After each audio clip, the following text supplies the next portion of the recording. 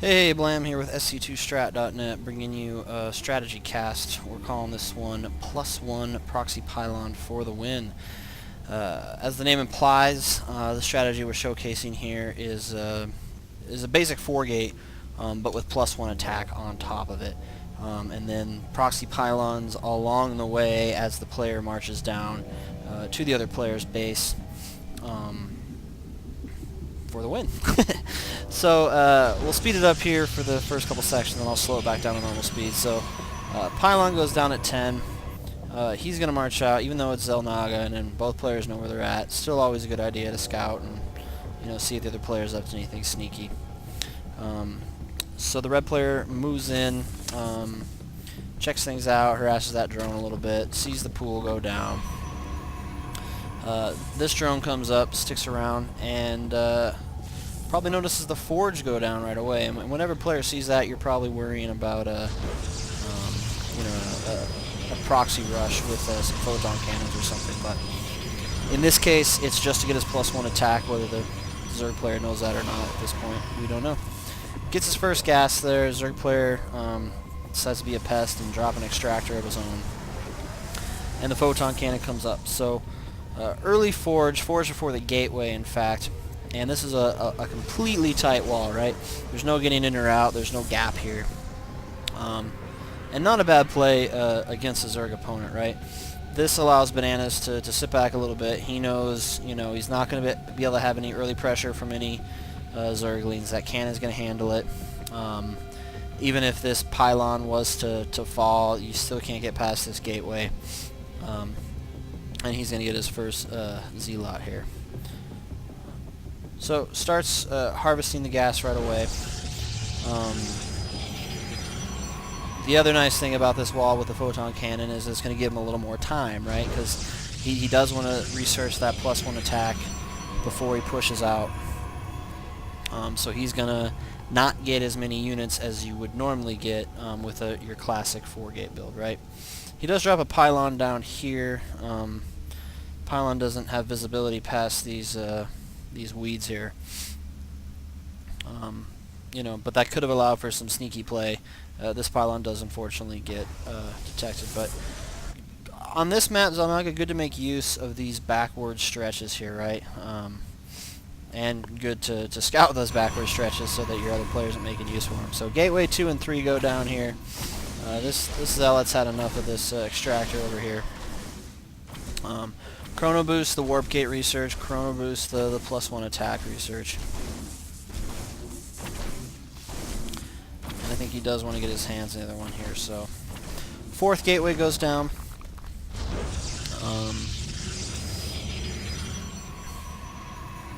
Second extractor, sorry, not extractor, second assimilator goes up. And this Zealot's just kind of hanging out here. So down here, Zerg player doing a fast expand. Has a couple Zerglings around the map. Doesn't want to poke up against that photon cannon though, for sure. And we get some more supply going on here. So probe pushes out. These Zerglings aren't having it. But he's going to come down and check things out. Always good to keep scouting. Warp Gate research is going to finish here pretty quickly. He's going to start warping in units. Not a bad idea to wait until your Warp Gates finish, because you're going to warp those units in 10 seconds faster, right? I should mention too, this is like gold and platinum level play. So these are really a build that anybody should be able to accomplish. And we do like to showcase those middle upper leagues here on SC2Strat.net, because that's the majority of players, quite frankly, right? So take note of that. Anybody can do this build. And yeah, so he pushes out, takes the probe with him, right? Whenever you're doing warp gate play, take a probe with you so you can drop some pylons and warp in more units, right? While you're waiting for that cooldown to happen on your gates, right? So moves in here. Here's the first proxy pylon of the build. Goes down right there in the middle. He's got his +1 attack. and you know, getting some more sentries here. Looks like he warped those guys in up top since he was waiting for this to build. Sentries are such strong units against Zerg especially, right? You can split them up. You can put force fields on ramps to prevent them from swarming down. You can protect your own units and use the superior range of the Stalkers. Stalkers have a +1 range over Roaches. So, and speaking of Stalkers, just warped in 4 more right there. And boom, getting the second Proxy Pylon of the build. He's able to quickly protect it there with some force fields. Gets a couple more down there. Some pretty good force field micro there. He's actually trapped a couple Zerglings in there against that pylon. And boom, gonna warp in some more units. The second kind of proxy warp of the strategy here. So he's gonna push in for victory here, guys.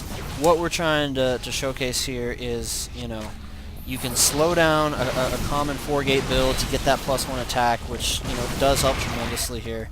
You know, he's still right at 10 minutes of the game, so it's still fairly early, you know, just kind of approaching mid-game, if you will. And then just the power, really, of proxying in your units, you know, can't be understated when you're playing Protoss. Proxy warping, I should say, right? And then I guess the third thing, even though it wasn't featured in the title, is, you know, force field play. Sentries are such a strong unit. They can attack air, they can attack ground, and those force fields come in just super handy. I don't know if you noticed there, but he actually threw a force field on the ramp to prevent the Zerg player from coming down while he was killing off that expansion, right? Again, gonna utilize superior range here by throwing those down. You can see the Stalkers in the back here still able to attack all the way over those force fields. Dropping some more there, you know, split the Zerg up. Don't let them get any sort of arch or surround on you. And yeah, that's pretty much game, guys. So check out sc2strat.net for the SC2 replay file. That way you can load it up and watch this at your own pace, particularly if you want to dissect it and you know, understand the specific build order for yourself. We've got lots of other great things on the site too. So thanks for watching, guys, and good luck out there.